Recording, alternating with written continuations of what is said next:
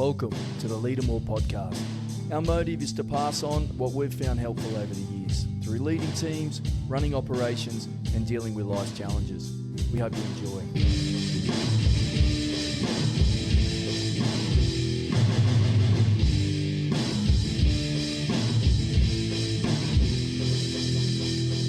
Stunned me because I even like the editing and things like that. We'll talk about this, but I was doing a lot of the editing while I was working FIFO. So on my smoko breaks, editing, after work, editing, and it just drained me. Comes a chore, hey? Yeah, it does. It does. But again, like it brought me a lot of opportunities. I mean, the Western Force thing started from that. That's cool. You know, met some cool people, expanded my network, and so it done a lot of good things for me. But yeah, I was sad just to, you know, to have to cut it because we had built something like pretty big, and tours, I think, you know, Will spoke about Bali tours with our listeners and just things like that. But there were just other goals that I wanted to achieve in life, and something has to go. You know, you can't balance everything. Do everything, yeah. Because it's hard. Like I sort of find with doing this, it's like it's not the primary thing. Let's say it's a passion because it doesn't bring in any money, like particularly at the start, right? It's a complementary thing to, you know, network and get yourself out there, right? But it's, you want to keep your overheads low. So you're doing it all yourself. You know, I'm mindful of not doing it so much so it doesn't impact my family life. And then that impacts your own, you know, recovery, sleep. It does. Like, and you get enough early. You still want to train because you know you feel better when you do that. But that means you're getting up at, you know, silly times just to get it done. 100%. And like another thing is because we had built such a, you know, large audience, I've almost felt responsible that I had to produce this content for them. You know, and we had all these followers. Like letting them down, Cairo? Yeah. Like I felt like if I wasn't putting anything out, then it's letting them down. They're giving up their time to listen to us speak, you know, and they just took a lot out of me. So that's why another reason why it was so hard for me to let it go. I imagine you was like pondering on that for like a good time. Few months, but then I was up at work one time and it just kind of just hit me. I was like, I can't do this anymore. And then it took me probably a few weeks to kind of build up the courage to tell the boys as well. Yeah, I was going to say, how was that? Oh, they took it sweet. Yeah, I'm sure they would, but it'd probably be more you, right? Like, I'm like you're saying, letting people down. Yeah, letting people down, and also being the one that pitched the idea to them, that kind of started this all up, and then I'm the first one to, you know, pull pin. So yeah, but they were sweet about it. We've always had like a very honest environment. You know, we've had a lot of tough conversations when needed, but it took me a while, man, to build up the courage to tell them. But yeah, they were good. Probably like I could imagine with someone like Will, right? It's just you tell him, he's like, oh yeah, sweet. Yeah. That's pretty much what it was. What have I been stressing about? Yeah, that's what Will was like. Yes, sweet as, bro, go do your thing. And Levi was just like, oh, at least you're honest, all good. And then I was like, fuck, what was I stressing? Yeah. But that was like, what, 3+ years? Yeah, 3 long years, man. Yeah. Man, like I've been doing this, I think, coming up to a year. And like it's a chunk of work. So like that Hories stuff, like 3 odd years. I don't know, like hard decision, but like knowing when to stop something and to start again. Like that's hard, easy? Like how do you figure that out? It's so when I realized I just couldn't contribute anything more, especially creatively as well. That's kind of when I feel like I can't add any more value. That's when I think is the right time to kind of step away from something. Because there were moments there. I'm naturally a creative. And the creators have this thing called creative block. It comes and it goes. But with Hories, it was just constantly there. And, you know, I got to the point where I had to keep reverting back to AI. I use AI, but I try not to let that be my kind of creative, for me too much. Just to form like questions and ideas with people and stuff. Not even that, like segments as well, because we're like an entertainment podcast, and we speak with athletes as well. You've always got to kind of reinvent the wheel a bit with new segments. You got to keep people entertained, otherwise they're just gonna forget about you, or they'll just find a new podcast. So that's what I found hard, and it just sucked a lot of juice out of me. Sad to say goodbye to that, but I had other things that I wanted to achieve in life, and unfortunately that just took up so much of my time. I couldn't give back to anyone else. I would isolate myself as well. It ended up being the only boys or only friends that I'll see were just them two. I've got other friends, I've got other people that I want to catch up, connect with, but Hories just, You become this editing guy that doesn't get enough sleep. Sleep deprivation, like that becomes your whole identity as well. And I've been through quite a few like identity crisis over my life. I get sucked into something and I become that person. Like a prime example would be Ironman, for example. Like that, I got into that, and then again I hyper focused on it. I isolated myself from everyone, and in my head I just became this Ironman. Nothing else matters. I need to be this Ironman, and that there hurt me as well. We're probably going off a bit what you mentioned about Hories, but that's just identity. Like I just kind of immerse myself into whatever it is I'm doing at the time. You reckon that's like you're a competitive dude? Like that's part of it as well. Like you've got to, hey, I'm locked in. We're on here. Like if I'm going to do something, I'm going to do it well. Like I'd imagine that's a big part of it. 100%. I've been competitive pretty much my whole life. My whole like upbringing has been like about competition and winning, and I mean you take your losses and that, but like everything I do is in my mind is to win. And it's funny, so there's a story, well, I think I figured out why I'm like this. So when I was growing up, my parents had split up, and I couldn't make any sense of that. So when I was a young kid, I kind of made this deal. I made a bargain with myself. If I like win all these events, or if I become this guy that achieves all these great things, then maybe that'll fix my mum and dad's relationship. Maybe that'll make them proud. Maybe that'll make them get back together. And I've only realized this a few weeks ago when I went to a bit of a self-development course. Like that there is what kind of created this competitive person that I am. I'm out there to try and make my parents proud, but I was always hoping that was just going to fix this wound that had been open when I was a kid. When did mum and dad break up? I was about 5 or 6, and that was tough. Like you're sort of old enough to know that something's going on, but nowhere near obviously old enough to process all that. Like subconsciously, like that's what was going on. But I did not realize. I mean, it took me 30 years to figure that out. But like I said, it just kind of created this competitive, hungry to win at all costs kind of person. How's it feel to know that now?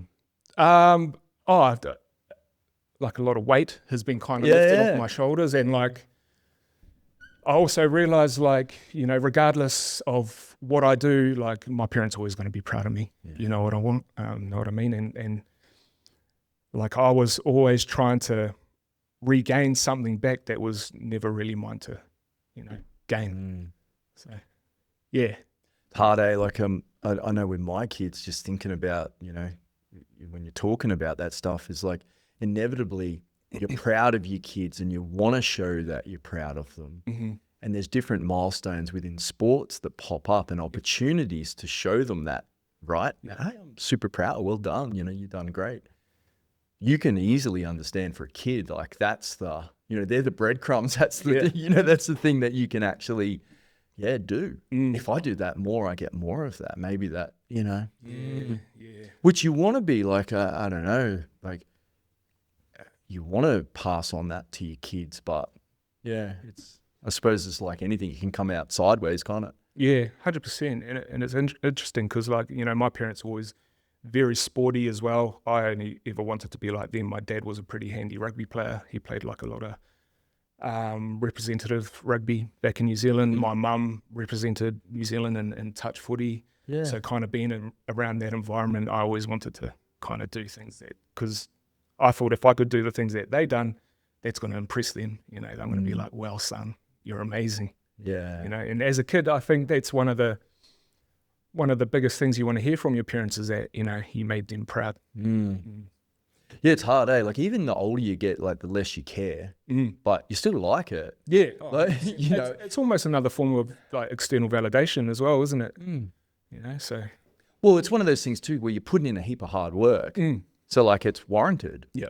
And it helps you so much. Yeah. Like you get something little, it'll fuel you for a while.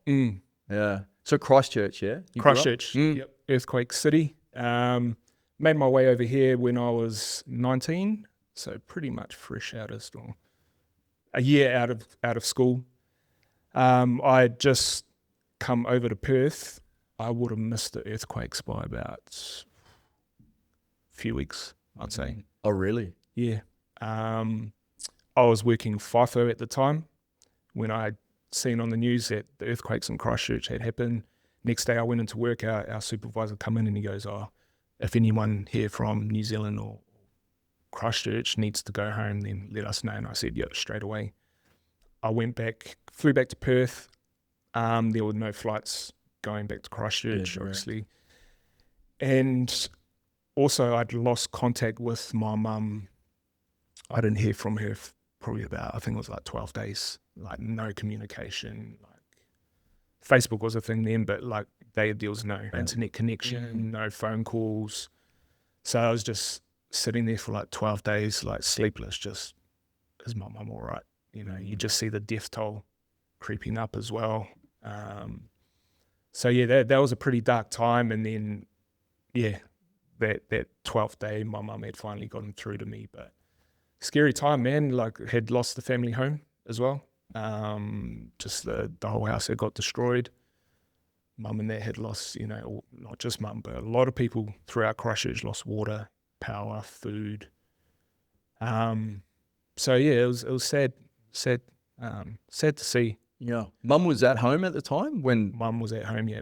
Mum, my sister, yeah. Goodness. And I'd seen photos and there was just like slurry from like underground that had just gone throughout the whole house, like waist height, everything destroyed. Like I think there were a lot of people in Christchurch like didn't get any insurance claims or anything like that as well. Natural disaster, I don't think that covers. Act of God or whatever they call it. Yeah. Well, really, yeah, it's going to cost us too much money and we don't have the money to give it to everyone. Yeah, so we can't. 100%. So thanks. I had to spend probably, I think, a month trying to find a place so my mum and my sister could move over. So, I was still a young kid then and then had to go out and search for a house and get things set up for my parents or for mum and my sister. Yeah. So they moved to Perth, yeah? They followed you? Oh, yeah. cool. So they had to. No, there was nothing. Yeah. Nothing there in Christchurch. I think majority of the people that lived in Christchurch had left, Yeah. Well, there's like the initial thing, right? And then all your services are gone, like sewerage, water, like you said, and then everything's just a mess. Yeah, 100%. And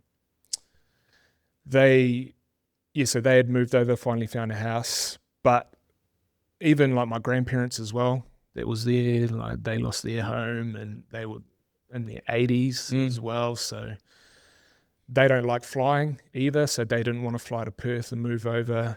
So they had to try and, I think mum put them on a bus or something like that, sent them back up north. But yeah, scary time, man. Scary time. Sad, because I love Christchurch and I'm proud of where I'm from too. It's a shame too, because it's such a beautiful city and it's probably known for that and, now, the other stuff that went on there. Which is sad. Yeah, the mosque shooting as well.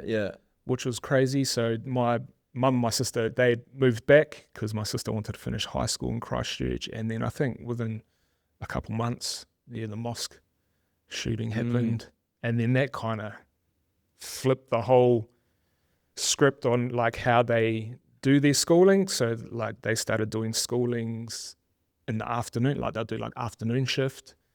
One part of school will be the morning shift. So like, yeah, it was crazy like how it all worked. I think the earthquakes contributed to that as well. So yeah, that's mad. What did you move though? Like you 2 weeks before? Like why? It just... well, I kind of realized that I wasn't really, there was nothing for me in Christchurch. I kind of knew that. I knew I needed a new environment. I guess the environment that I was in was sports, but there was nothing else after that. And I knew opportunity was over here in Australia. Let's say if sports wasn't to work out for me, then I could venture into other things. I think mining was a big attraction for me, like a lot of Kiwis as well. Yeah. So that's why I come over, and Mum kind of knew as well. She was like, there's nothing here for you, son. Like, book yourself a one-way ticket. Go to Perth. I had friends from school here. I had an uncle here. So, yeah. Made sense, man. It's crazy how like a town like Perth, so far away, right? Like, it's one of the furthest spots. Yeah. In Australia. Well, the furthest spot in Australia. Well, because I've been over to the eastern states and like Sydney and Brisbane. Like, yeah, those cities were great, but were quite fast. Yeah, too big. Yeah, too big. Hustle and bustle. Everyone's moving quick. Where Perth actually reminded me a hell of a lot like Christchurch. So it just it made sense, and I felt like I'd fit in a lot easier here. Yeah, it's a good point. That's like I grew up Brisbane, and my mum and dad sort of say like Perth is like what Brisbane was 20 years ago, right? And it's just massive now. Like that whole Brisbane to Gold Coast, that whole, it's just all joined up now. Yeah. And we were in like a little farming community in between the two, so it was quiet, but it was just hustle and bustle after a 100%. time. But it's not, everything's here. The infrastructure's great. You get around the opportunities, particularly mining as well. Yeah. And that was a big draw card for me. Like I said, like if sports wasn't going to work out, then maybe I could crack a gig out in the mines like a lot of Kiwis do. Yeah. So with that sport, like most young kids, you wanted to play rugby? Like that's what it was? Rugby league. I played a bit of basketball as well. Not the tallest. Yeah. But I was you were nippy. Right. I was good nippy, handles. Yeah, good handles, could, dish out a few assists. Yeah. But rugby was always kind of the dream. But then I got to a point where I guess you kind of, I went to a school called Aranui High School. Now they have a rugby league academy. They're affiliated with, I think, Melbourne Storm and Brisbane Broncos. But anyways, and we were just always training. And then it all, when sometimes like it can, footy, I don't know if it's ever happened to you, but it just got to the point where it felt like a chore, like it was hard for me to get up for. And then I made the change to kind of move to Australia, see what could happen then. And then like I found enjoyment again, started loving it. Had an opportunity. I think I was meant to go over to Orange. Yeah. No worries. Yeah. She cold there. Yeah. Country footy. And then I just didn't go. Like I kind of had lost that drive to, take it any further than just first grade footy and what it become a chore, I can relate. Yeah. What was it for you though? Like, why did it become a chore? I think just too much of my life just ended up just revolving around footy. And then it kind of just took so much out of me. Yeah. That'd be hard too though, like you were saying with, trying to get praise from mum and dad on that and then realizing that it's not a thing. Yeah. But then again, like I realize, how I mentioned when I feel like I can't give anything more, that's kind of when you can shift. I pivot onto something else. Yeah. I try to find a spark elsewhere. So first impressions of Perth, what'd you think? Loved it. I tell this to a lot of Australians, like any Kiwi that moves over to Australia, it's like our version of Vegas, like Las Vegas. Yeah. Like this is what we think, Perth doesn't have the greatest like nightlife, but when you're coming from New Zealand and you're going out in Perth, you're like, this is amazing. Yeah, like, big city. You look at all the lights and females and all this kind of thing, you know what I mean? But you don't really care about the skyscrapers, right? It's just all the females. All the things that capture your eyes. But I loved it. Loved the transition here, and also just like the people here. The first thing I done was get involved in a footy club. Yeah, I thought it was important to, what sports does to you. And I met like a lot of, the first footy club I got into was doggies, so a lot of Kiwis, Indigenous boys, and it was kind of easy just to fit in. Very, like what I found with the Indigenous boys, like obviously 2 different cultures, 2 different language, but a lot of similarity there. And I think that's maybe the kind of family environment kind of feel, like you meet them and then all of a sudden you're family, you know what I mean? And that's what I loved about it. But yeah, like footy was a blessing coming over here. Yeah, it's sort of you get a home away from home straight away. Yeah, like I found that all the times I've been involved with teams, it's just like, and it's funny too, like those people that you met back then, if you saw them now, it'd be like the next day, right? Yeah, it's not even it's not even break the ice or anything. It's awesome to see you, 100%, and have a beer, have a big night, like bit of a snowball effect, but yeah, you build some great relationships, and I guess friends forever, eh? Yeah. And you were working. Will Job was telling me that you're at Woolies as well. Yes. Yeah. So is that where you met him? Is that again another little, I suppose, community that you pick up? Yeah. Woolies pick packing. I probably wasn't the best employee. I think I've got the record for most sickies, to be honest, Brendan. Yeah. I think Will Job can confirm that, but that was like that place there, Woolworths, started a lot of teams, like touch footy as well. So I'm big into my touch footy, and also rugby league and rugby union as well. Yeah. There's a lot of Kiwis that first move over. If they need a job, Woolies will take you in. Yeah. But you got to play for this team. That's what it was like. So, Woolies was great, and I think Will was actually my boss then too. Yeah. Oh, geez, that would have been hard work. Oh, yeah.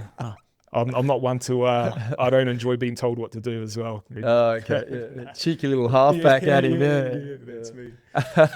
So, how long did you last there before you went into like FIFO stuff? So I probably would have done about a year, I'd say. Yeah, done about a year. And then a lot of the boys that I was playing footy with, they had gone into the mines. And then I was like, they showed me their pay slip. Were you getting $3,000 or whatever it is for 7 days work? And I'm like, yeah. I was like, how do I get in? Just get your scaffolding tickets. It takes a couple of weeks. So that's pretty much exactly what I done. And then it would have been like maybe 5 days after I got my tickets, bang, straight on a plane into FIFO. Yeah. And then I done that for on and off for about 10 years. Yeah, I gave that a hard dig. Tough lifestyle, that? It's a young man's game, yeah, for sure. It gets a lot harder the older you get. It's a lot of sleep deprivation as well. It gets quite draining. But when I was young, like I was sweet with that. You come home, had all this money, party up when I was younger. But yeah, as I got older, it's a lot of sleep deprivation, of isolation as well, you would know, and just the hours you put in, like how much energy it drains. It's tough. And then if you're working day shift and then your night shift as well, like night shift isn't normal. Like humans aren't made to, well, not nocturnal, but you're forced. You have to work night shift, and I don't know. I'm still surprised why I've done it for so long, But it's hard to let go of that. That 6-figure wage and cut that safety net. But yeah, tough game, FIFO game. So scaffolding, Scaffolding, yeah. Physical work as well. Yeah. Some days would chill, like we'll do a lot of chilling, but when you're working, you're working. Yeah. Good crew environment, like yes and no. It depends where you work, and your crew can like either make your job miserable or can make it, one of the you're stuck with or can be an enjoyable job. So it probably wasn't until maybe the last 3 or 4 years that I actually found a crew of boys that I actually really enjoyed working with. You know, because it's quite a big like drinking environment too, old FIFO. You know, you'd be surprised. Like a lot of workers will go to work, do their 12 hours, get on the beers, and just repeat for their whole swing, night shift and day shift. Like, Really? it was always crazy to me, and I'd never get amongst that. But probably, yeah, like I said, it wasn't for the last 3 to 4 years. That's when I found a good crew. You know, we'll go up, we'll train together, you know, go and do our work, and come home, have dinner together, things like that. So, yeah, had its good times, but yeah, also had its struggles, man. I was down in Wellard, I think it was, just the other day, right? My daughter, she's 17, so we just brought her first car. Anyway, I met the person who's selling this little i30 down at the Wellard shopping centre, and they've got some construction going on in the building. Anyway, there's a crew of scaffolders, right? And I'm down there at like 7:30 in the morning, right? The tunes are blaring. Yeah. And the only thing was louder than the tunes was the boys talking and yelling at each other, right? Yeah. But a good little vibe. And, you know, work in close proximity. Yeah, 100%. And because it's also a job, like you got to like trust your life, you know, in the hands of some of these boys, like height and man, heavy too. Heavy, like you're passing gear like that can weigh up to like 30 kilos or whatever. Like if you were to drop that, one of the boys below you, bang, could be gone. You know what I mean? So like you really, that's the thing about scaffolding. That's what I loved about it. Like you really build this trust with each other, kind of like, you know, footy teams, how we spoke about. You know, you go on there 24 hours and the thing do that stuff. You do that type of stuff, and you build this trust, and you know, you don't want to let them down, you don't want to injure them, and like the boys just want to make sure that you're safe and everything like that. So yeah, that's probably I didn't get that till the last, you know, maybe 3 or 4 years, you know. So, yeah, but it was cool. I enjoyed my time, but again, I had way too much on my plate during while I was working FIFO. The later years, obviously with Hories, the podcast as well. So I was doing that. I was doing the Western Force stuff. I was trying to film my own content and, you know, trying to do all these things on top of working a 12-hour shift. And like I mentioned earlier, you know how difficult it is to run a podcast and succeed. You know, editing on my smoko breaks and editing after work, after dinner. Like, I sucked myself dry. Like, something had to give. Something had to give, man. Yeah, and it's a shame, but it's funny with like doing things, and I've sort of found it with my business is like you go in and you want to do like leadership development and help and support teams, right? But your main job works out to be you've got to market yourself and you've got to win work. Like that is the main job. Yeah. And probably similar to that is like, hey, you're getting to talk to people, understand, learn about them, have cool conversations, share their stories, like how cool. But it's like that grind stuff. That is the majority that, that's like what people don't see, Like the easy part is this, what we're doing right now, just the talking. Yeah. But it's the background stuff, you know, like I mentioned, the editing, whether it's short form, long form, the scripting, the getting in contact with guests. It's not physically hard, but it's mentally on your mind a lot. Yeah. On your mind a lot, yeah. I've sort of found too, it's like, I don't know, you put these expectations on yourself, right? Boundaries on yourself. It's like, I want to release an episode every week, right? It's like, why? Like, who cares? But, you know, you get the shits with yourself if you miss a week. Yeah. Or you miss 2 weeks. Yeah. Or it's like, and then it comes back to, okay, well, you know, like you pride yourself on work ethic and high standards and, you know, and building trust, right? Yep. But you're falling over. What are you doing? Yeah. Right? you know?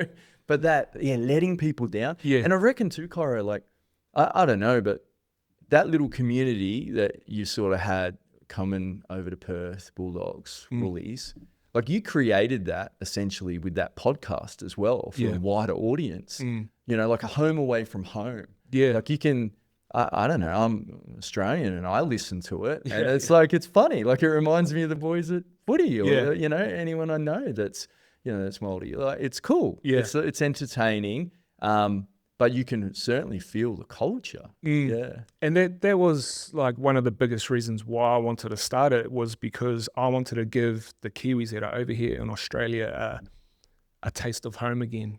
And it's funny that you say that. Like, the most common message that I always got, and probably the boys as well, was that, you know, thanks boys, he's given me that feeling of being back home.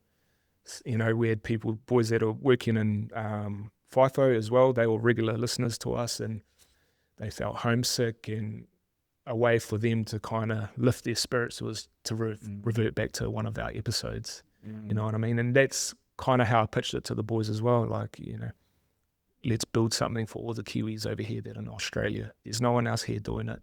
We can be the ones that can trailblaze and start this, you know, and be the ones to kind of give back to the community of New Zealanders here. Yeah, well, I reckon too, there's that education piece as well for people like myself.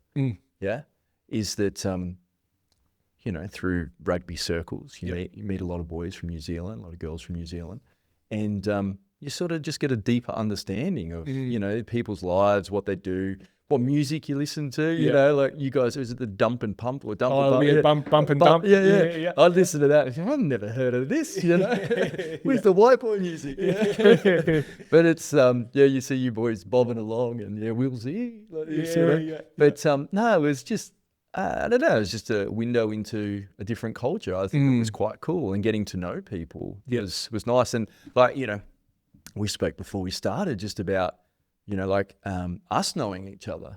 Like we've competed against each other for we've only ever competed a lot of time. And it's like you're in my way and I'm in your way, like on probably the two biggest rival clubs in Perth, with North Beach and South Perth. We've got heaps in common, but hey, you go away. You're the enemy, right? And the interactions that you have on the field too, not that I can remember any, but I know I can be a smart ass on the field, and you're a halfback, so you surely are as well. You know? That's my game, man. That's what I pride myself on. And that becomes your interactions, right? And then you start to listen to the podcast and find out a little bit about you guys and the guests that you have on and the similarities there. And, you know, the Full Force podcast, I love that. And like the benefits that has of building relationships in that professional environment, both for the coaches to understand their players, but also the other players because they're competing against each other. Like we were competing against each other, right? They're in there each other's way. And it's like just understanding and breaking down those, I suppose, barriers a little bit. I reckon it's super cool, that sort of stuff. Yeah, 100%. And also like to give, like my whole thought behind the Full Force podcast is I just wanted to give the fans more exposure, or like for them to get to know their players a hell of a lot more. Because what I noticed with like rugby, especially, it's very how do I say? Don't want to get in trouble. Like very white collar. Yes. Environment. It's a lot different to rugby league. You know, and it's probably why rugby players don't get in as much trouble as what league players do. But friends in high places, not because they're well behaved. Maybe not. But there were fans out there that just wanted to get to know their players a hell of a lot more, and there wasn't any professional rugby teams out there doing a podcast. And that's where I'd seen the opportunity to pitch the Full Force podcast to the Western Force. Didn't think anything would come of it. I actually pitched it to them while they were on the piss at in Scarborough, their HR team. I was there just watching the footy, having a beer, and then they came up to me. They were like, "Oh, you're Cairo, eh? You do the Hories Tell Stories?" I was like, "Yeah. Where are you guys from?" "Oh, we're the Western Force." And I was like, "You just need to start a podcast." Yeah, get up with the times. Yeah, because that's essentially what you're doing is getting them up with the times. 100%. Like this is content that people want to see. Start a podcast. I can help you. Here's my number. And then I think it was like maybe a month later. I don't think they're going to get back to me a month later. Phone rings. "Hey, Cairo, are you interested in starting that podcast for us? Let's do it." And then I was back on the grind again. I done it for free for the first season. I knew I had to as well. You know, I'm not can't just expect to walk in there, get paid straight off the bat. I just said to them, "Look, I'll help you start it. I'll host it if you want me to. If you don't want me to host it, that's fine. I can help you guys set it up. You know, I can set up your Spotify account if you want me to. I'm happy to do this for free. I just want the opportunity to be in a professional sporting environment, and I just want to see how you guys operate. Man, you're perfect for that too. Like you think about, your upbringing, wanting to play, rugby at a high level, but also the fan aspect as well. You get the community side of things where all these players come from, where the fans are from as well. Like you've got, and obviously the experience of, what you've done from a podcasting point of view. Like, is there a better fit? That's cool. Yeah, it is. And I actually said this to the boys one day during Hories. I was like, one day I'll get paid for this. One day, I don't know when it'll happen, but one day I'll eventually get paid for this. And I just said to them, I just want to build a community and just provide people with killer content for them to enjoy, for them to learn, for them to consume, and even a form of escapism for some people that might be struggling throughout their day and they need to kind of get away from the real world that they're stuck in. Yeah. I because I'm not a fan of rugby union, right? But I just see the power of, from a coach's perspective. Yeah. Like I was listening. It's interesting. I'd never thought of that. Yeah. Well, I was listening to Marley Pierce. Yeah. Yep. Is he related? He played for Ellenbrook. Kate Pierce. Yeah. I'm not too sure. Yeah. I was wondering that. Yeah. I was listening to that, and from a coaching perspective, and I get that the coaches would see him all the time, right? But when you're just listening and zeroing in on something, you can hear a lot in someone's tone. Yeah. You pick up a lot about confidence levels. You pick up a lot about how you can interact with someone like that, how important faith is, family, all that stuff. Like from a coaching point of view, you get so caught up in all the stuff that you need to do to prepare for this, right? Yeah. And competing with other clubs, and other clubs are doing this and we should be doing this, and losing that connection, I could imagine, would be quite easy. From the most important part is the team that's going out there and the power that coach has to empower that player with some belief, and understanding how they can do that.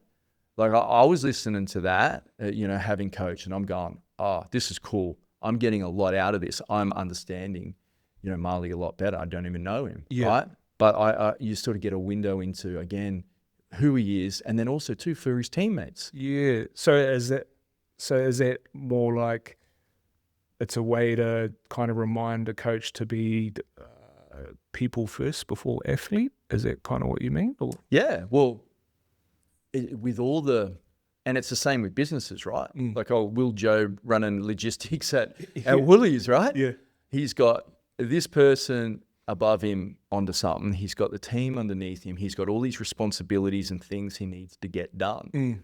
You can forget about the basics of it. Is the team are the only people that can get it done. And same with the coach. It's like you've got so much on your mind, and just understanding and that trigger of, hey, I listened to your podcast. I really enjoyed that. From a coach's point of view, doing that, and the impact that would have on him as a player. Particularly if it's a young player coming through. 100%. I never thought of it like that. Yeah.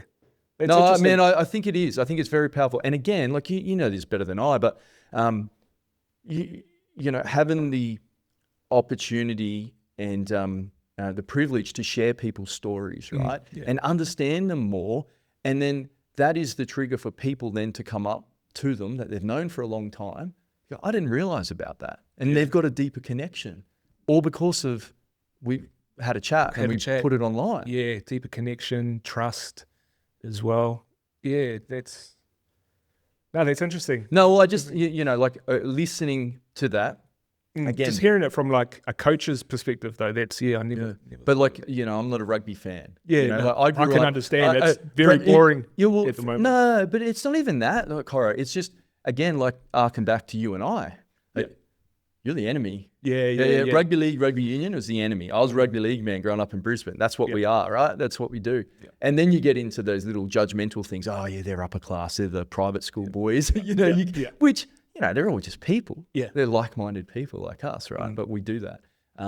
but I listened to it as a coach. I was just on the couch, haven't listened for whatever reason. It popped up, had my AirPods in, and I was listening to it, and I could hear it clearly, from a coaching perspective.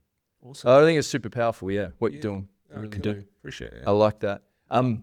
Setup between what you do now with the full force stuff to the Hories one, different? Well, I'll let you in on this one. So when I first started the Full Force podcast, I still had to do the same thing that I was doing with Hories. Set it up. I had to use my own caster. I had to take all my own equipment in. And you're just doing that in their offices or something? Yeah, in their boardrooms. Oh, yeah. Just because I think they wanted to test it to see how it would run. I think they wanted to see how I operated as well, if I was willing to do the yards. So I think it was like a bit of a, all right, let's see how he goes kind of thing.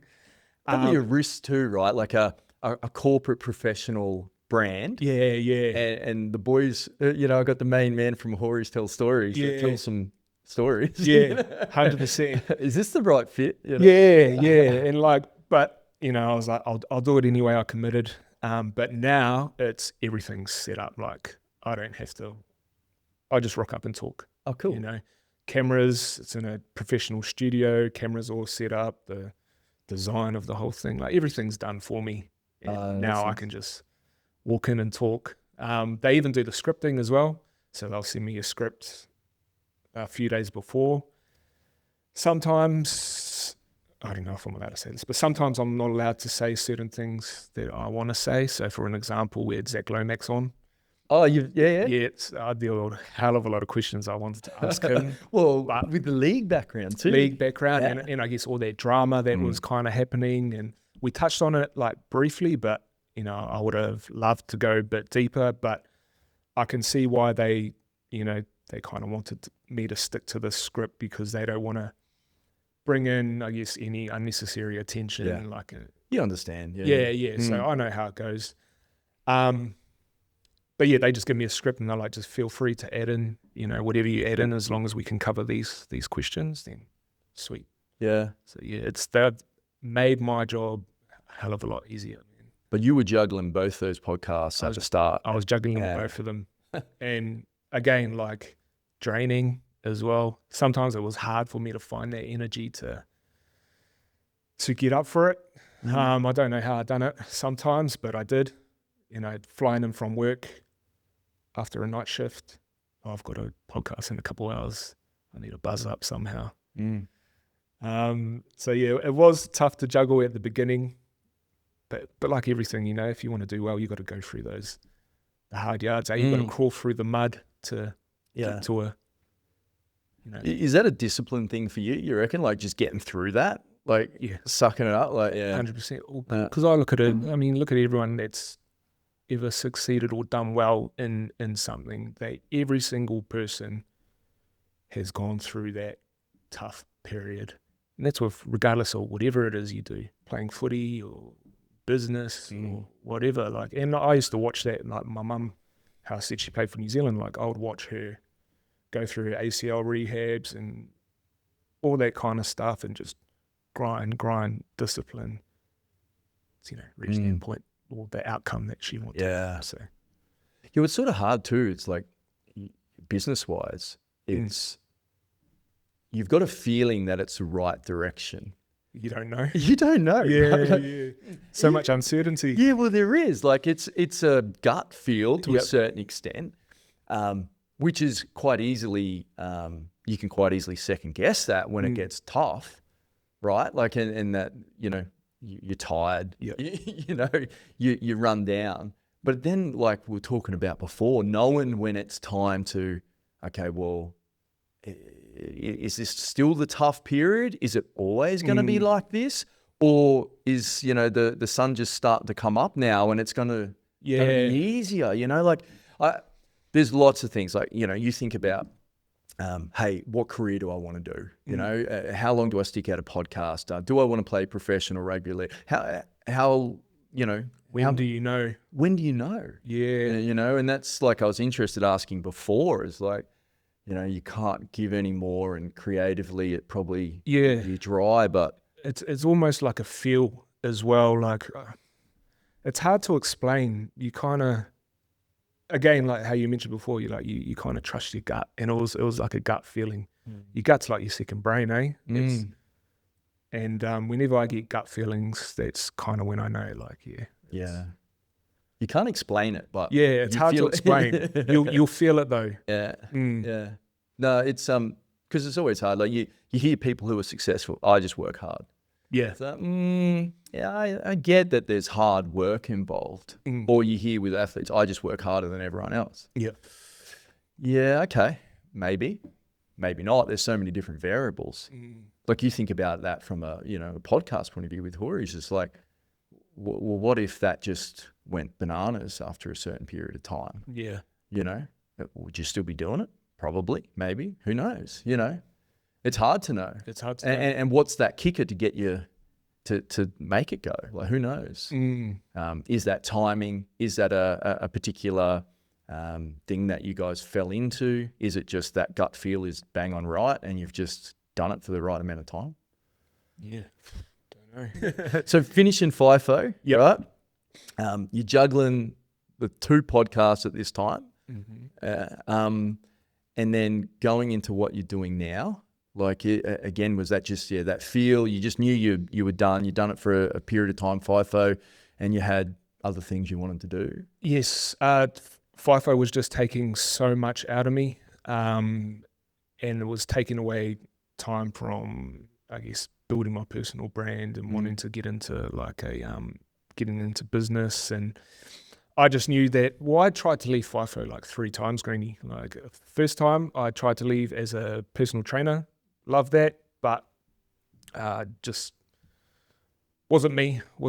And then I tried to leave a second time, to start my very first podcast, which was called No Idea. And that was where I at least you're honest, yeah. Yeah. It was a podcast where I speak with people about things that I have no idea about. Yeah, and that was a way for me to learn. Figuring it out. Yeah, figuring it out, and then that kind of didn't quite work, and I needed the money. But this time I just knew it was either now or kind of never. Yeah.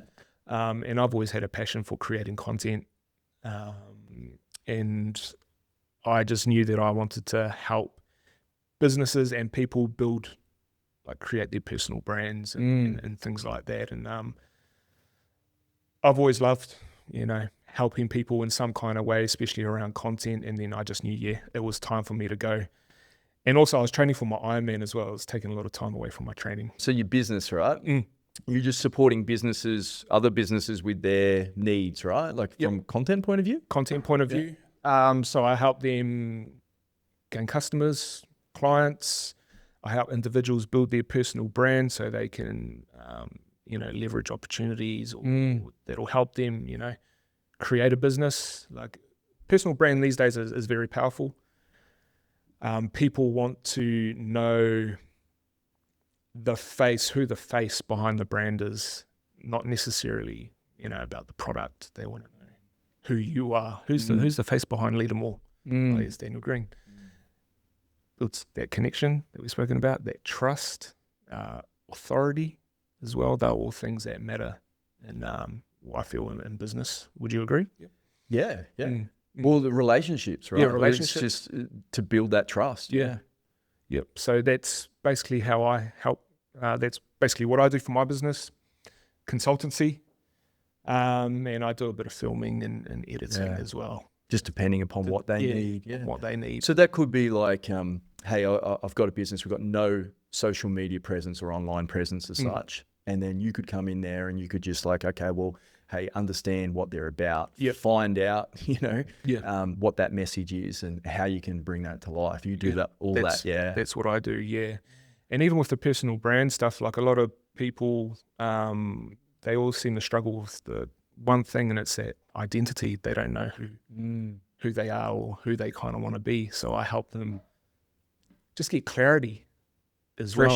Fresh eyes, clarity, because once you have clarity, then that just kind of reveals the path. That's what I've found anyway. That's cool. Yeah.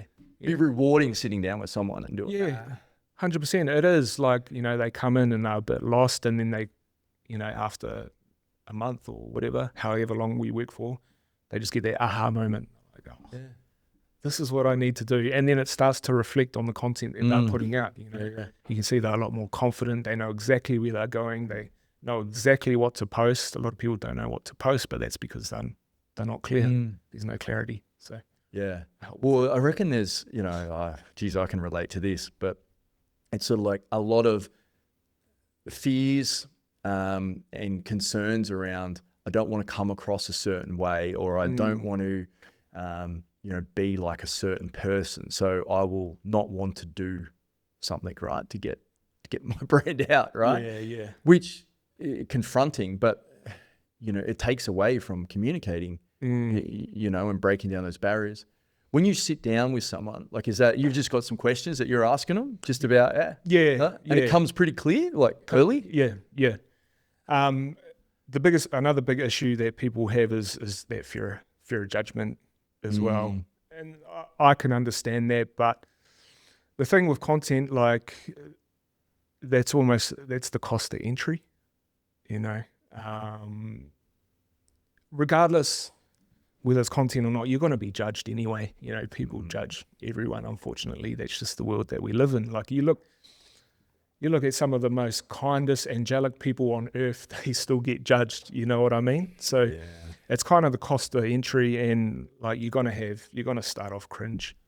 Again, that's the price you have to pay, but I just try and instill confidence in them, and, you know, let them know that the more you do it, then the faster you'll get over that. And another thing is that they worry too much what their friends might think. So that's why I say, you know, you're not creating for your friends. You're creating for the people that don't know you. You're creating for the people that need you.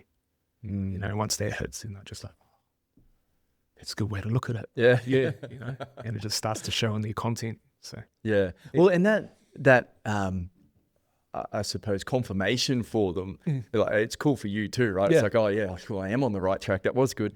But like, for them, it's like they get that recognition or comfort straight away. It's like, okay, well, they're doing it. Oh, I'm getting positive responses. Yeah, 100%. And like, I guess it feels good to be validated. You know what I mean? And when you kind of just give them that validation, and that, like, you're on the right path, like, you know, just stick through with it. It just instills that confidence, man. It makes you feel good. What about like working with people where it's sort of like, just want to be famous? Hey, I just want to, my personal brand, I just want to be famous. I've had that once, and to be honest, I've just said, I'm probably not the right person to help you. Because it needs to be deeper than that? It needs to be deeper than that. You know what I mean? You need to have a deeper purpose. Yeah. If you just want to be famous, then you're better off finding someone else, you know.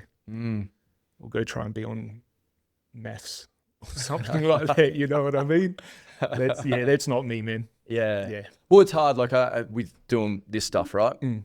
Reserved guy, quieter guy, grew up super shy, right? Yeah. I didn't really have a social media presence prior to my business, right?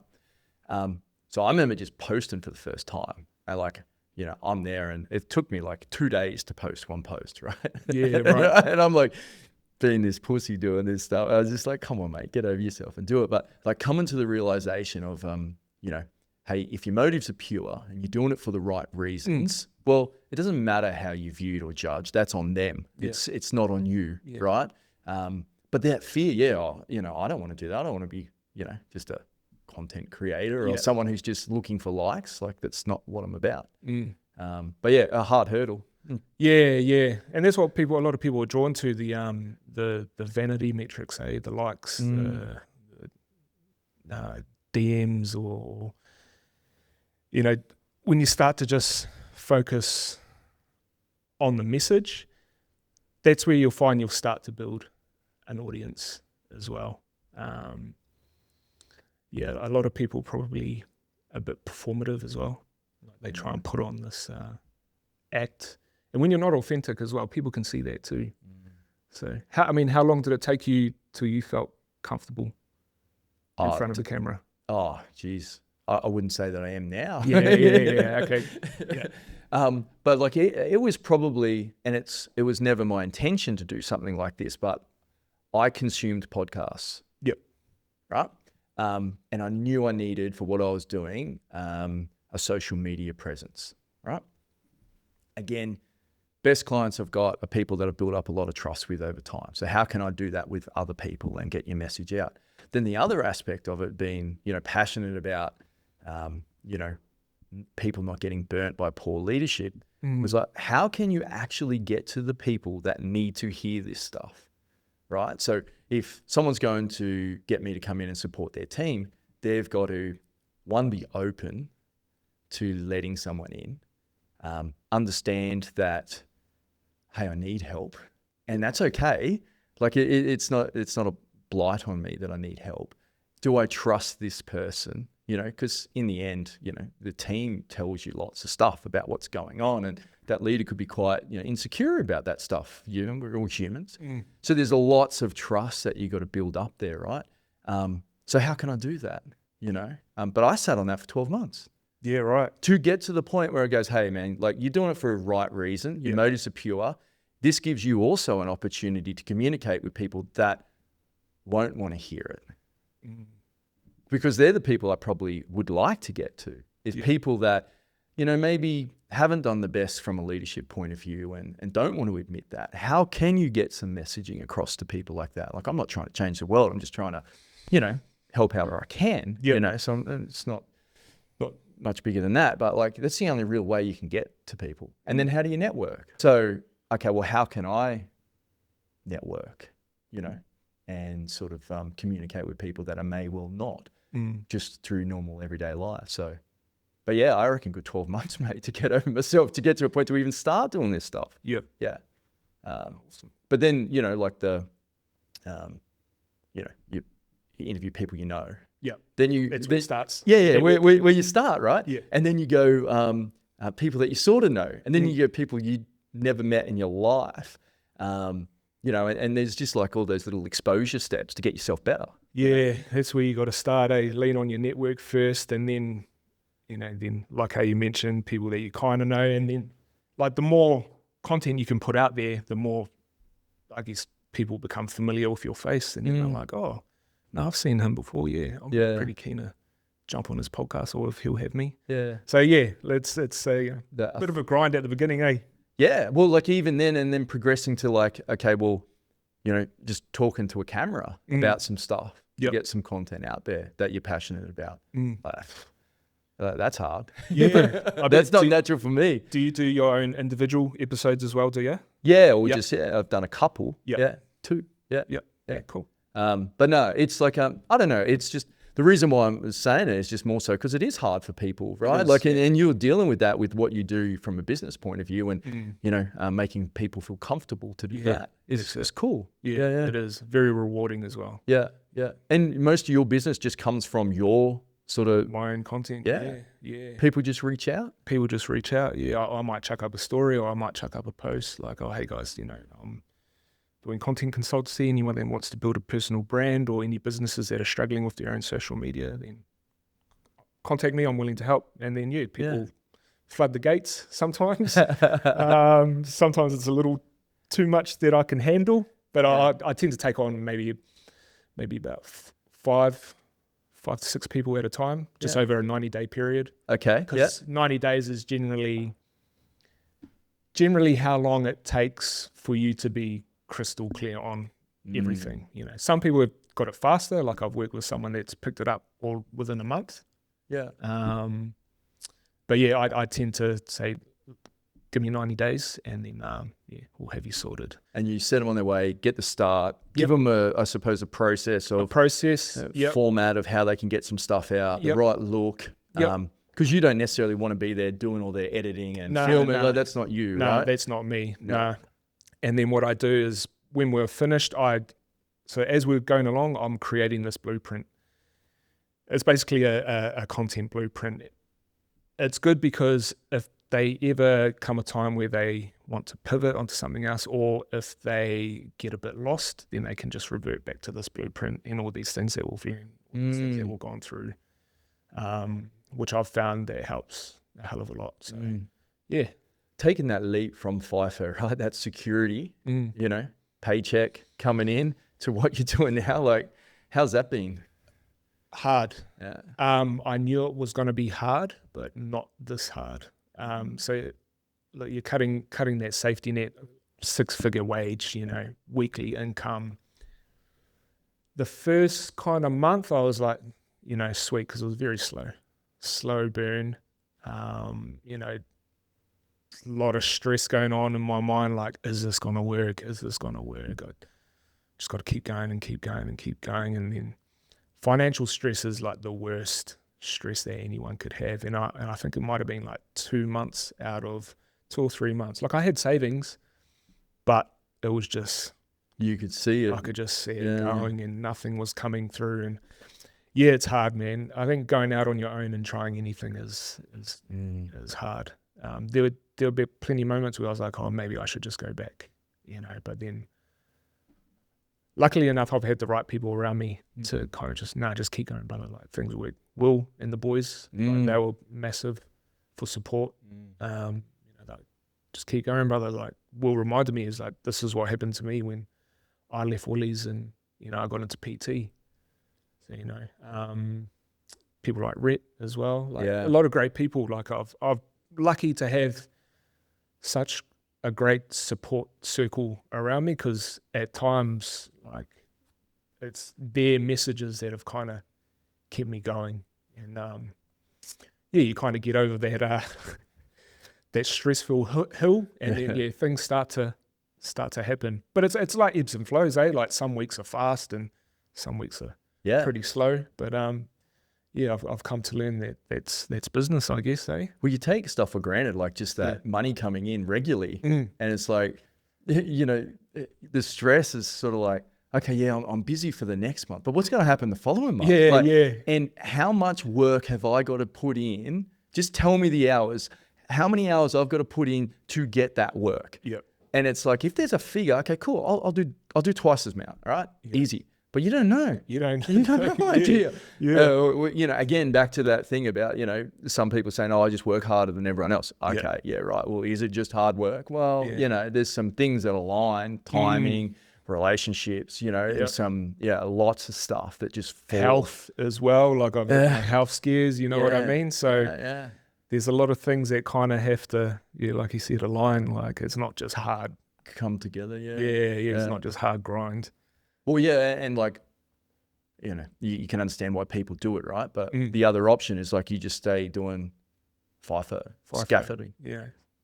You stay unhappy. Like a big thing for me is like, I don't want to be, when my time has come, like I don't want to be lying there, wishing in my head that what if I should have tried this. Like everything that I've ever been curious about, I've always gone out and tried. I need to know the answer of this specific thing.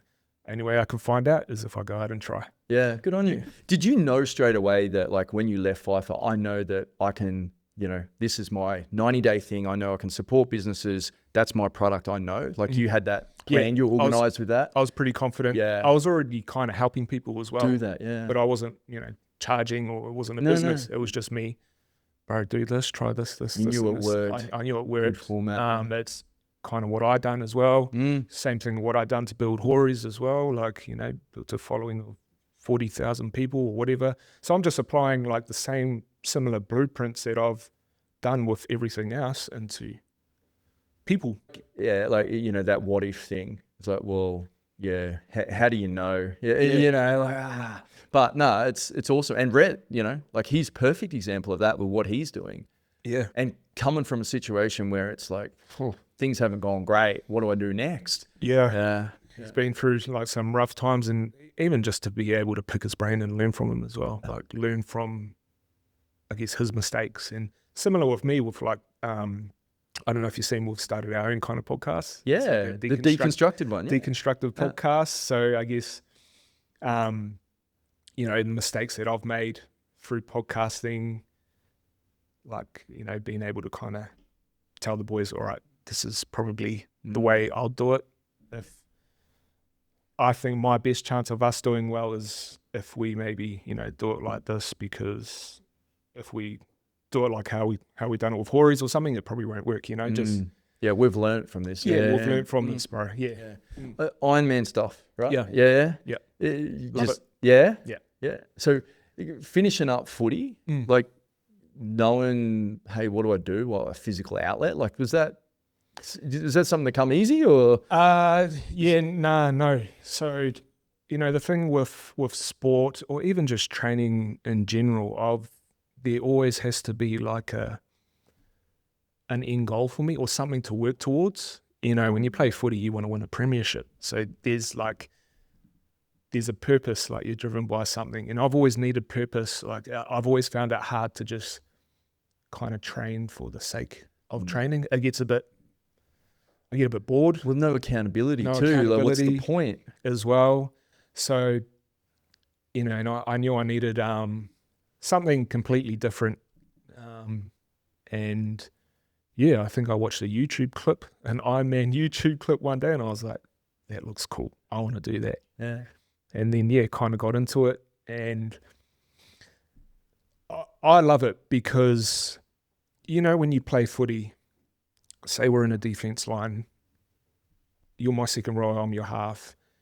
If I miss a tackle or something like that, I can rely on you to cover me. Yep. But the thing about endurance sports in general and Ironman and I guess any individual kind of sport, like you have no one else that you can rely on. It's solely on you. Your performance comes down to like you. Yeah. So the work you've put in. That's what I love about it. Yeah, pretty refreshing coming from like team sport or your life, I would imagine. Yeah. And a lot of dark times as well, Greenie. Like I'll tell you what, there's been a few 4-hour, 5-hour rides and I'm deep in like the trenches, like a lot of dark thoughts and, your brain telling you to quit now kind of thing. And I think that's what's helped me so much with footy. Like, you find yourself in the trenches, a bit with footy on the defense line, like D'ing up back-to-back sets. And, the boys are like, nah, just dig deep, boys, dig deep. Like I've taken that away from rugby league and that's kind of transitioned into my endurance sport. And like when I'm in those dark moments, I, always think of someone like Adam Roy, like just in my ear, like, God, dig deep. One more set, that's kind of what's going through my head. And I love it. Yeah. I love it. Yeah. No, that's awesome. Yeah. He's a quality player. He right? is. Like, he underrated player. Yeah. Yeah. Not flashy. Nah. Just, hard worker. Can rely on him. Yeah. Yeah. Love playing with him. Probably my favorite player that I ever got to play with. Yeah. No, he was very good. So getting into Ironman training, how does that go? Like, what's a week? How do you go? A week. So in terms of, so hours of training, you're looking at anywhere from, I'd say a minimum of maybe 7 hours to a max. What do I do? Max, I think I've done maybe 16, 17 hours. Some athletes do up to like 20 hours a week of training. That was way too much with all the other things that I've got going on. But I mean, you're training almost every day. And the distance means a lot of time as well. Time, right? yeah. So when you train, you don't necessarily train for distance. You train time. It's like time under tension, eh? Yeah. So like you don't really kind of focus on how far you're going. You just worry about how much hours are getting put on the legs and things like that. But lots of learnings. Like another thing as well, like it's great going into something and starting at the bottom and building. I like being a learner. I like starting, being shit at something. You do, yeah. Yeah. I enjoy that. So like having to learn how to swim. I could swim, but I was never, I couldn't go long distance swimming. So teaching myself the technique, like this is how obsessed I got. So I would take my camera, I would chuck it underwater. It was an underwater camera. I would record myself doing my laps, and then I'll go home, I'll chuck on YouTube, and I'll put a good swimmer. I'll screen record it, and then I'll put my video like as one half and the good swimmer as the other half, and I would slow both of them down, watch them in slow motion, and just like watch myself in the good swimmer. Like, what am I doing wrong? I need to be doing that. So, and I'll do that for hours. Like hours, just I become super obsessed. But that's my personality, you know. When I go all in on something, I'm very obsessive. Yeah. So I've spent a lot of time doing that. I invested in one-on-one coaching for swimming as well. Got them to do the same, like film my technique. What fixes do I need to make? That's been the hardest leg, obviously, to prepare for. Yeah. But it's, to be honest, it's probably the most enjoyable as well. Because there's that progression. Yeah, 100%. And I don't know, there's something about being in the water. It's kind of therapeutic to me, eh? Like there's no noise. You're kind of just in there. Yeah, I don't know. I just loved really being in the water. It was beautiful. Yeah. It's funny, like people who probably haven't swum a lot will go like, oh, how do you just like stare at a black line all the time, right? Like I grew up swimming. Like we were swimming in rugby league. We'd go swimming in summer and rugby league in the winter, right? And we did that, I don't know, 10 years, right? Like, and mum used to run a swimming pool and stuff like that, right? Council swimming pool. So we'd be always at the pool, right? And Thursday meet night. But yeah, it was cool. Yeah. It's like really enjoyable and competitive too. And, you know, I sort of found with swimming too, like there is that team aspect of it, right? A little bit probably different than, you know, you preparing for a triathlon, but there's the team aspect of it. But yeah, it's cool. Yeah. Joined in a couple, went to a couple swim squads as well. Yeah. You know, again, like I was one of the, probably not the best swimmers there, but, you know, they kind of put you in the levels of swimming that you're at and just going there and being kind of in a team environment again, you know, a community of people just trying to learn to swim. It was cool. Like I really enjoyed it. Very supportive community too. I've noticed like the triathlon community. Yeah. 100%. Even when I'd done my triathlon, like just the locals, they all just get out on their front lawn and they just cheer you on, or if you're hot they'll squirt you with the hose and like, really? No, it's cool. I loved it. Hit me. Or they'll have like electrolytes, like they've got the electrolytes tents set up and everything like that, but then the locals, they have like, if you need come grab a drink if you need one. Like because you did the was it Bustleton one? Yes. So I done the Bustleton T100, done all PK. Oh really? Team. I done the swim leg. That was fun. That was my first taste of it. But then, I done the Ironman 70.3, so the half Ironman in Bustleton. Yeah. That was that was cool, man. Loved it. Unfortunately, I had broke my toe the night before, so that wasn't enjoyable. How'd you do that? Skateboarding. Okay. Curtis Rona. Yeah. I spent some time with, stayed with him, and I was playing with his kids, and then, had a bit of a skateboard accident. Look at me doing ollie. Yeah. So broke my toe the day before. I almost called it quits, man. I was like, nah, I can't do this. I've got to go home. But then, my partner, she got in my ear and she's like, nah, you got to do it. So I was like, sweet, all right. And it turned out that the swim leg was probably the best leg because there was no pain on my foot. And then I had to jump on that bike and cycle for 90 kilometers. And every pedal on my right leg was just pain shooting through the whole way. And big toe? Big toe, toe. So there was just blood. There was like blood leaking through my shoe. And then even the transition was a nightmare. Like I practiced transitioning off the bike, quickly take off your gears, chuck on your sneakers. You meant to practice that stuff.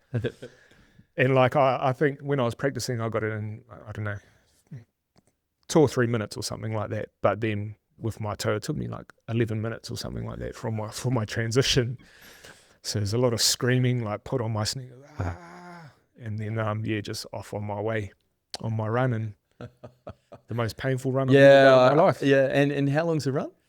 21. 21. So 90K. With a broken big toe. Yeah, with broken big toe. So that was again, like in the trenches kind of moment. I actually thought a lot about my footy moments, like during that event, just those dark trenches. Like it's kind of like what I revert back to, those trenches of being in a defense line or, in a tough grinding game of footy. When I'm in the dark moments of triathlon, I always think back to those moments because they lift me. They give me that energy that I need. Yeah. Yeah, it's you get them at training, Yeah. right, and you remember them. And even like Mason Hicko's a good one, right? Like we run around with him because he says some odd comments from time to time, and you would just be dead, and he'll come up with something, right? And whenever I'm sort of going through a bit of a rough patch, I'll remember some comments that he's made, 10 years ago. Yeah. But it gets you through, you get a little chuckle and you get on with it, 100%. Right? You move forward. Yeah, you tap into that memory bank. Yeah. So you did that one, and you were training, or you are training for your next one, but you had a bit of a complication, right? With your Yes. So I'd done the half, and my next target was the full Ironman back in New Zealand. So it was quite a big event in Taupo. So I finished my half, and then I got straight into full Ironman training, and that's when the training had doubled, like the hours had doubled. But then during that time, it was also a very stressful time for me as well. It was kind of when I was going through that struggles of business and first few months. And again, when I said like financial stress is probably the worst stress that, people could go through. That was huge as well. And because my identity was so attached to this Ironman, like I isolated myself. I stopped seeing people, and humans need connection. They need to be, around other people. But in my mind, like, no, that was not necessary. What's necessary is I get through this training and I build this business.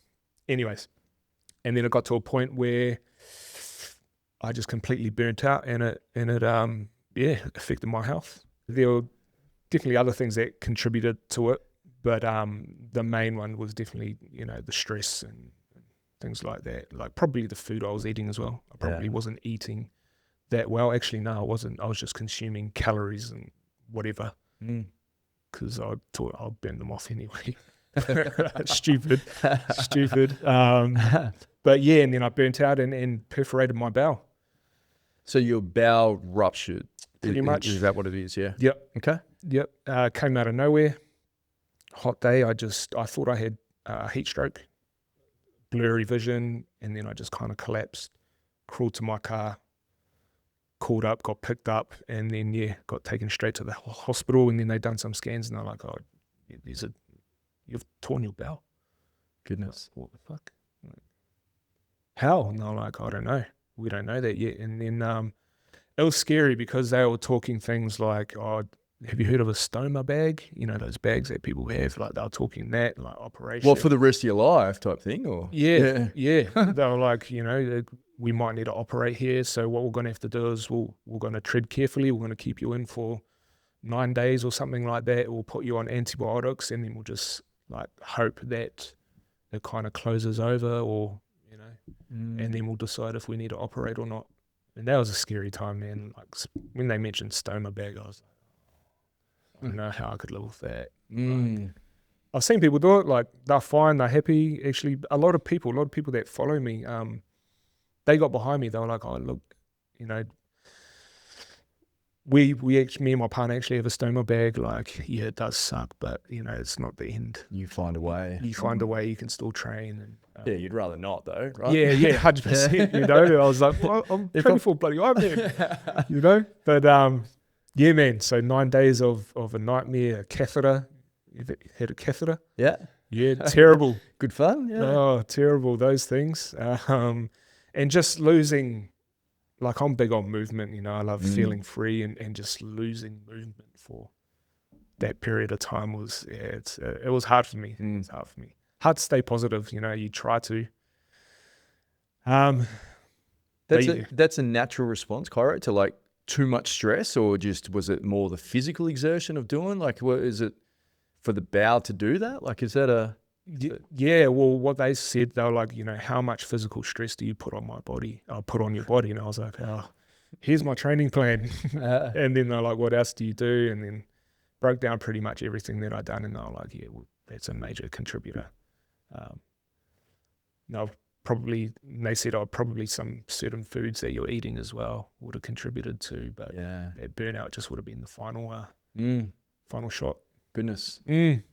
getting out of that? Like, how do you recover from something like that? You're in hospital for what, a week or two? So I think it was like 10 days. And then Operation seal it up, or does it heal naturally? yeah, How do you so work? mine healed like Naturally. Yeah. naturally. They pumped me full of drugs. So like, Well, imagine infection would be yeah, an issue, right? yeah. So they just destroyed everything like in my gut, the good bacteria, the bad bacteria. They just killed everything. And then they were like, all right, we'll see how you go. So yeah, I was just, when I got out of hospital, they just pumped me, like gave me all these tablets that I had to take and everything like that. And then I took them for probably another couple weeks. And then the doctor was like, oh, you'll probably start to feel normal within 6 weeks time. And then me being me, I was like, I need to speed this up.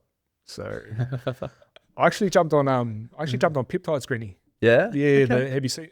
Oh, I've heard of peptides, yeah. Yeah. And you know, there's so many of them, right, that they can have, you know, different impacts. Impacts. So I jumped on done a lot of research, jumped on the BPC 157 and TB 500. I think they call it the Wolverine stack. It's like a healer. Okay. Good for gut healing, muscle healing, any type of healing. Anyway, so I got prescribed with some of that, and then started my peptide journey, I guess. I would sub a little insulin needle. Mm-hmm. So just stabbing myself once a day with that. And then I'd say within like 2.5 weeks, 3 weeks, that's when I start Feel better. felt better. Yeah. Okay. Yeah. I felt it within the first couple of days. It was like almost like it kind of woke everything in my gut up. You could just feel your organs. You could feel that, yeah. It was just like, it was very interesting. But that's what kind of got me back to full health. Yeah, I know it's a bit of a taboo kind of thing to speak about. I think, you know, when you're talking about it, right, like you could hear it in your voice. Yeah. And it's because of, you know, cronulla and Essendon, right, and all that, right? 100%. Which, you know, you get elite sports and all that sort of thing. But, you know, from what you understand, it has a lot of good outcomes. Yeah, and it's Whether you doesn't can use them for... enhance you, like whatever you're using them for. But mine was so I can move again and just get back to health, you know? Yeah. So that helped me a lot. Yeah. And then sticking with Ironman after Yes. that, Yeah, was that a easy choice, or was that just hey, I'm stressed out, I need to balance some stuff and I should be cool? Is that... Yeah, so that's what I'd done. I told my coach, I was like, look, I need to step away from a bit, just kind of rebuild my body. And then I actually start back training next week. Ah, cool. Yeah. Itching? Eh? Are you itching? Yeah. Ready to But go. I just wanted to give my body and my mind, you know, enough time to kind of just recover from everything that's happened since I left FIFO till, you know, hospital. It was a lot. Yeah. A lot. So, yeah, but keen to get back into it. Eyes on anything, or are you mindful of not putting, hey, I want to go for this one or anything like that? Or like as in an Ironman event? Yeah, so I am going to work towards the Ironman NZ, which is next year, but I'm just going to approach it a lot different, you know. I'll speak to my coach, and because we didn't really implement that many rest days, so I think it's probably wise that I at least have 2 days off, you know. And I think how I looked at it back then was I'll train every day because I was like fascinated about hitting this specific time, you know. If I hit this time, it'll make mum and dad proud, you know. It was that. But now that I realize that, you know, it's not about time. It's just about getting out there and getting it done, eh? Yeah, enjoying it. Yeah, Well, balancing that's hard, eh? Like it's like any, I suppose, trait. Like it's got some really great attributes. But it's got toxic ones, man. Yeah, they can, and it's like, oh well, how can it be bad to, you know, work hard and do more? Like, how can that be hard? You know? 100%. You know, it's not until it affects your health. Yeah, you get a wake up call. But balancing that's hard. Yeah, 100%. And like, I don't think I don't know if I've even figured that out yet. No. Yeah, I guess you kind of learn along the way, eh? And I think it's about me just listening to my body a bit more. Yeah. You know, there's always signs, but, you know, sometimes I just ignore it and just think, nah, grind through. Yeah, I'll push through. Yeah, For sure. I can relate. It's sort of, you know, like, you know, you think about like coming back from injury playing footy or coming back from like what you're doing now. Yep. There's always that want of, I want to get back sooner. I want to get back for this game. And yeah, but what are the longer term effects of that, right? And, you know, but it's a great trait to have, to push to the limit. Yeah. Hard to turn off. Yeah. How do you do it? I've gotten better the older you get because like what you're saying, I haven't had any big scares like that, but you just learn stuff. You learn, you know, like even basic things, like if you looked at it, warming up to go and do something, right? Like for a training session, I'll warm up prior to the training session, do my own 15-minute, you know, do some hammy stuff, jump on a bike for 5 minutes, go for a run, do some mobilizers, do a few straight line things before I warm up with the rest of the team, right? And you learn that because you jump in and play touch when you're in your 30s and you tweak something. Change angles, eh? Yeah. You try and do something or a goosey or something and you hurt yourself. Yeah. So you sort of, oh, well, that wasn't good. I'm out for a bit now. So, well, you know, what can I put in place to do that? So, but no, the balancing thing I struggle with, like high standards and switching off, like with the business and that whole, how many hours have I got to put in to get the outcome that I'm after? I don't know the answer to that. So I just keep going, you know, and that's not healthy. So I try and work hard to balance that, you know, because it is like, you know, do you burn yourself out in the short term? Or is this more a longer term marathon type thing, you know? And, you know, you're juggling family, you're juggling trying to keep fit yourself, your own mental health, you know, it helps your mental health to a certain extent as well, being locked in on something, that 100%. Purpose. So yeah, it's hard. Yeah. Do you give yourself like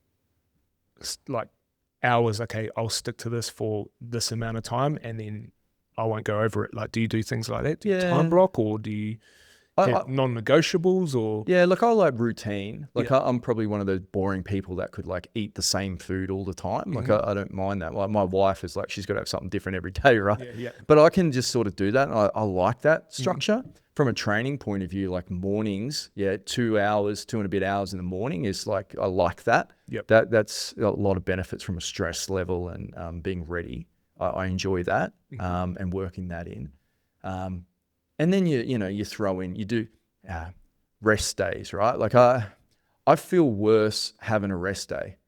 Because you're not used to it, because, you know, your body just gets used to something. You know, you're used to drinking 20 beers a day, right? And then you stop and then you feel terrible. Well, it doesn't necessarily mean it's bad for you. It's probably the right thing for you. But you feel bad. So it's sort of, you know, having a sleep in the morning. Yeah. I don't know. Sleep's my thing. I've got to be better with my sleep. I can survive off 4, 5, 6 hours, right?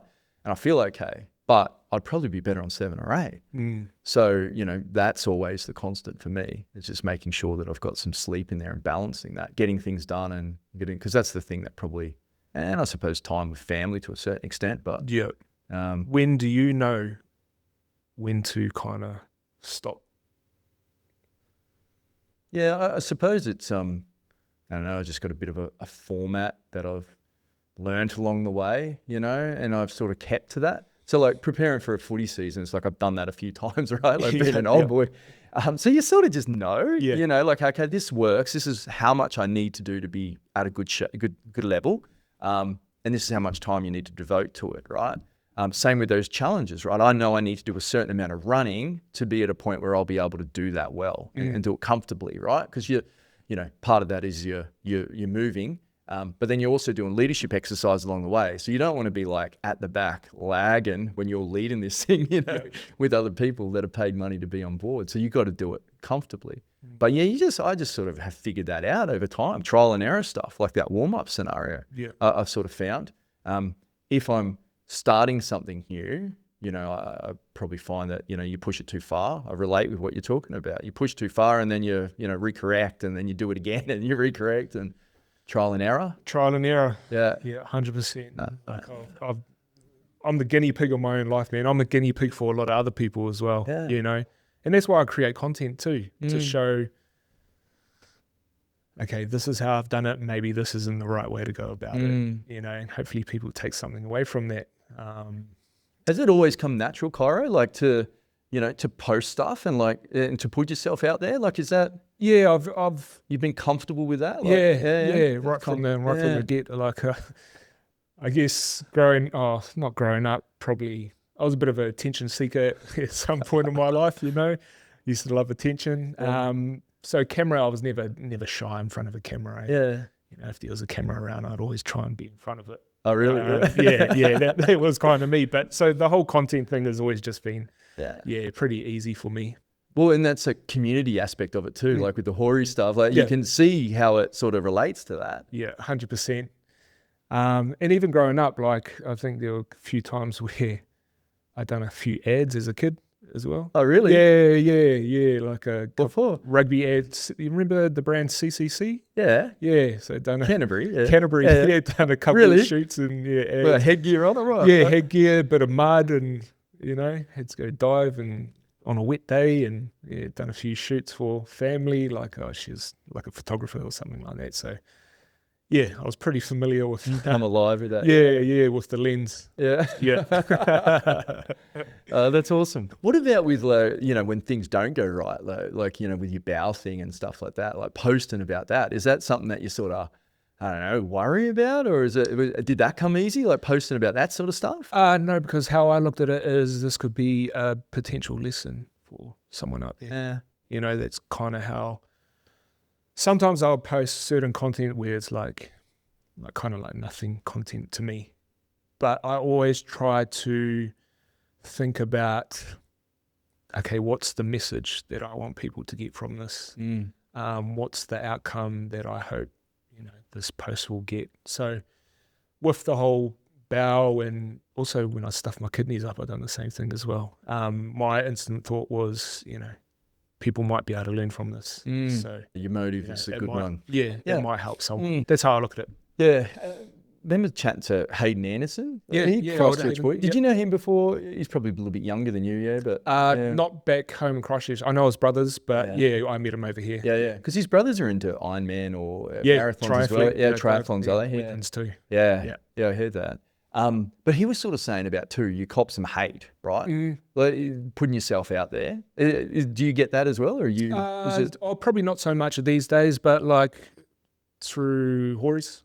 Yep. Yeah. Oh, really? Yeah. And like the sad thing about it was like from our own people as well, which is sad. But again, we kind of look at it as like you're never gonna find a hater doing better than you, or people hate from the bottom. You know what I mean? So we had that pretty early on with the podcast, and that was kind of my first experience with it. And then you kind of just say, whatever. Reflection of you. What was their point? Like, you shouldn't be sharing stuff, or you shouldn't be talking? We got called plastic moldies or something like that. Yeah, which was crazy to me. Or you fellas aren't real Hories or something like that.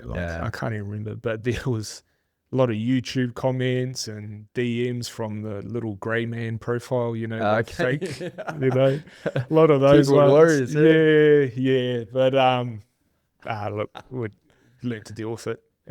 Look, if you're getting hate, you're probably doing something right, eh? Yeah.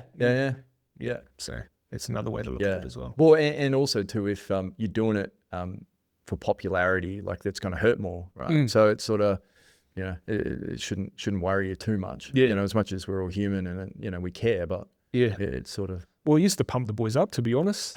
The boys like call them out on an episode. Job and Levi, they used to be pumped up from that kind of stuff. I'll show them. Yeah, 100%. So no, it was always a good sign for us. Bit of hate. Yeah. Man, like I said, I think at the start, it's like we've sort of known each other for a long time. Enemies, man. Yeah, and mate, to be honest, it's an honor to sort of sit down with you and talk about stuff, man. And I know we've been up against each other for a period of time, but it was always good fun playing against you guys, because you knew it brought out the best of each other, 100%, which was cool. And I think, like I said about particularly that Full Force podcast, like the impact that can have by doing that is so cool. And the fact that you've instigated that and the Hories stuff, like I've got to know you better on the back of that, which has been really, really great. So, awesome. Man, appreciate it.